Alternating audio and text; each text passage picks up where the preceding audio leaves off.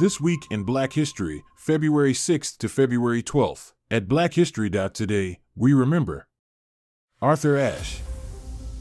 Legendary tennis player Arthur Ashe died on February 6, 1993 in New York City at age 49.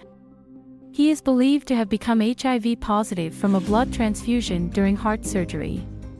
He worked to educate people about AIDS after publicly disclosing his illness and died of AIDS-related pneumonia. Ashe became the first African American to win the U.S. Open Tennis Championship on September 9, 1968. Carter Godwin Woodson. Dr. Carter G. Woodson began Negro History Week, the forerunner to Black History Month, during the second week of February in 1926.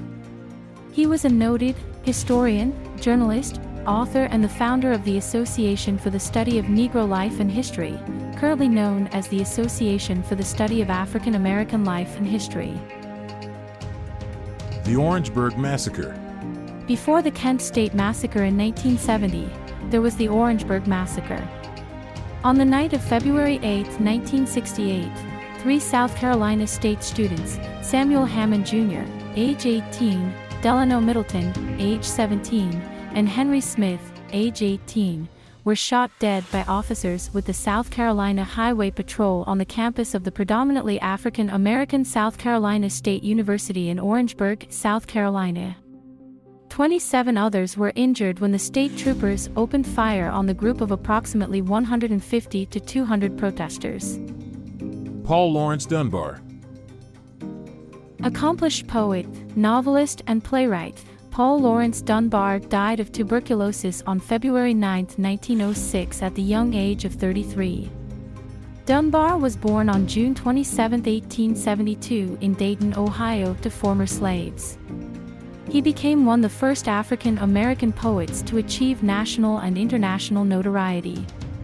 Dunbar completed 4 collected volumes of short stories, 4 novels, 3 published plays, lyrics for 13 songs, 14 books of poetry, and over 400 published poems, with his writings featured in many national publications including the New York Times, the Atlantic Monthly, and Saturday Evening Post.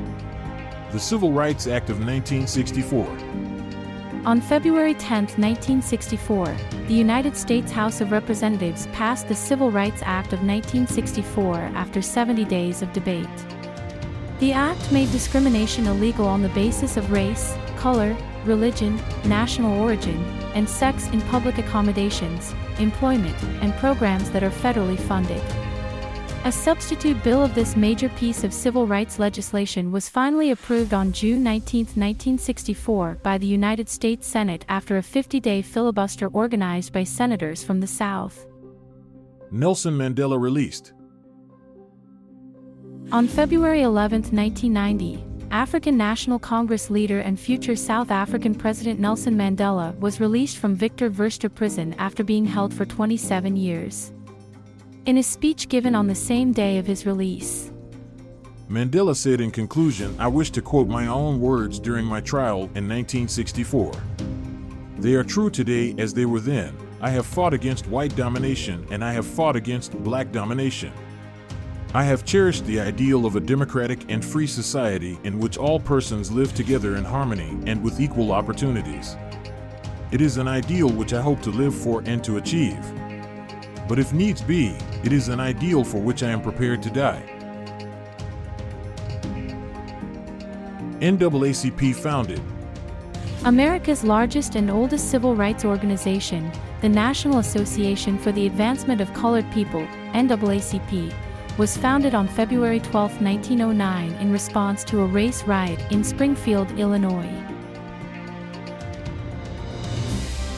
Find out more on these specific great moments in Black History this week at blackhistory.today, the world's top daily Black History website.